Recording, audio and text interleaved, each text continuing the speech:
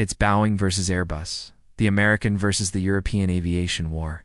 And I don't mean this figuratively. This is an actual war with weapons of mass destruction. How can these two companies be so evenly matched? What makes them so similar despite their differences? And what does it take to beat them?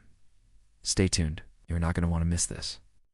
The United States and Europe are fighting over aircraft, but not the kind that fly in the sky. They're fighting over the aircraft that make the planes that fly in the sky. Commercial jets are one of the most complex products ever created by mankind.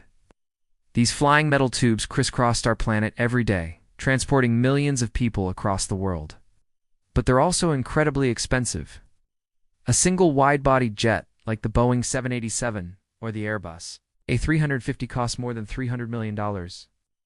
Considering this, you would think that there would be only a few manufacturers of commercial jets. Surprisingly, though, there are only two.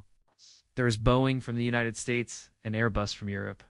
In other words, the entire world's commercial jet market is dominated by just two companies.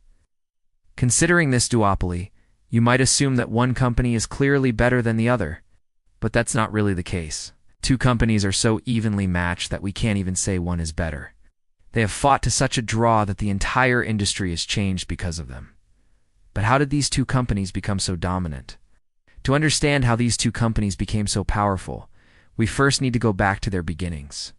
The history of Boeing dates all the way back to 1916, when it was known as the Pacific Aero Products Company. It focused initially on building seaplanes for the U.S. Navy, but it wasn't until World War II that it gained prominence.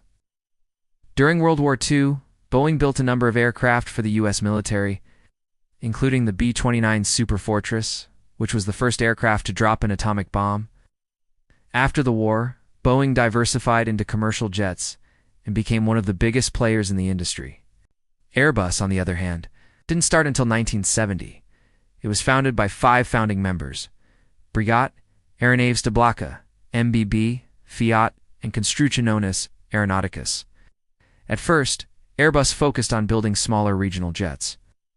But it wasn't until 1988 that it started to gain traction. That year, Airbus delivered its first A320 family jet and quickly became a competitor to Boeing. The question is, how did they become so big? Well, the answer is simple: competition. When Boeing was delivering 400 planes per year, Airbus would only deliver 100. This meant that Boeing could easily outproduce Airbus. But instead of accepting this, Airbus decided to fight back.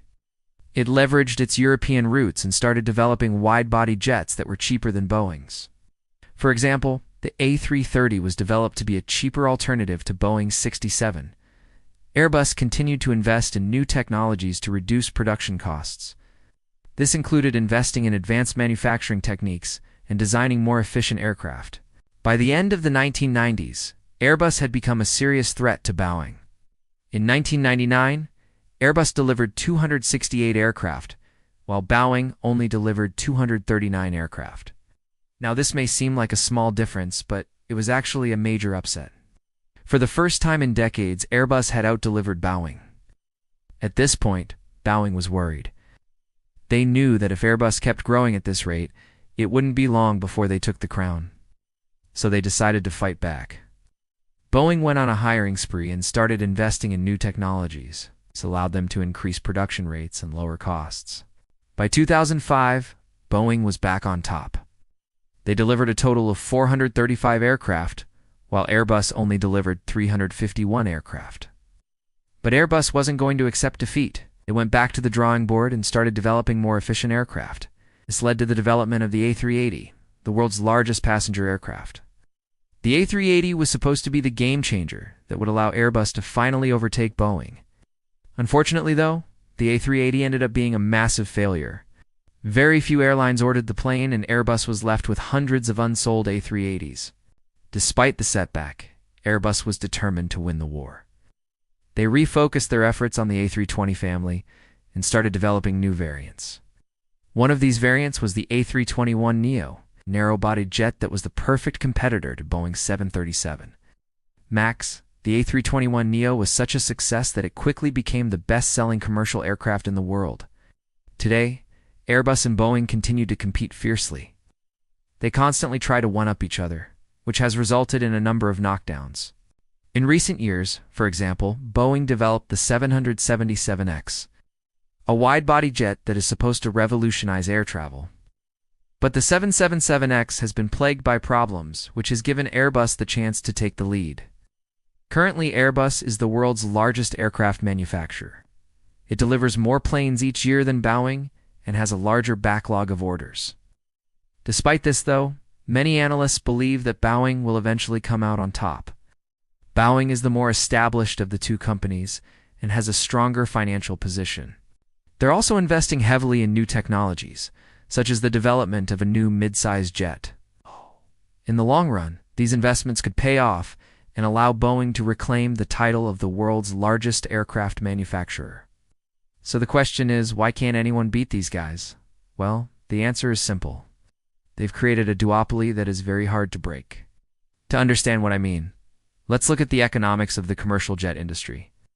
As we mentioned earlier, a single wide-body jet costs more than $300 million. Considering this, you would think that there would be only a few manufacturers of commercial jets. That's not really the case. There are two main reasons for this. The first reason is economies of scale. Commercial jets are such a massive undertaking that only a few companies can even attempt to build them. For example, Boeing employs more than 150,000 people and has annual revenues of more than $100 billion. Airbus, on the other hand, employs more than 130,000 people and has annual revenues of more than $80 billion. These companies are simply too big for any one country or region to build. The second reason is technological know-how. Developing commercial jets requires an incredible amount of research and development. Just the development of the Boeing 787 Dreamliner alone costs more than $15 billion. These high costs and risks are yet another barrier to entry. Now, in theory, these barriers to entry should open the door for new competitors. However, no new competitor has emerged in over 50 years. The reason for this is simple. Boeing and Airbus have fought so hard against each other that they've crushed all potential competition. If you think about it, the entire war between Boeing and Airbus has been a zero-sum game. Every win for Airbus is a loss for Boeing and vice versa. This means that neither company can focus on growing the pie. They can only focus on taking slices of the existing pie. Since the pie is so big, though, both companies have grown immensely. What this means is that Boeing and Airbus have created a duopoly that is extremely hard to break. New competitors would have to invest tens of billions of dollars into research and development, all while trying to find a way to produce jets more efficiently than Boeing and Airbus. Considering the resources required, it's no wonder that no new competitor has emerged in over 50 years. This duopoly also extends to the suppliers that these companies use. For example, a company called Safran is a French company that produces aircraft engines. Safran is a key supplier for both Boeing and Airbus. In other words, Safran is a double vendor. Now, this is not necessarily a bad thing, but it does create some interesting dynamics. Safran wants to keep both Airbus and Boeing happy so that it can keep getting orders from them.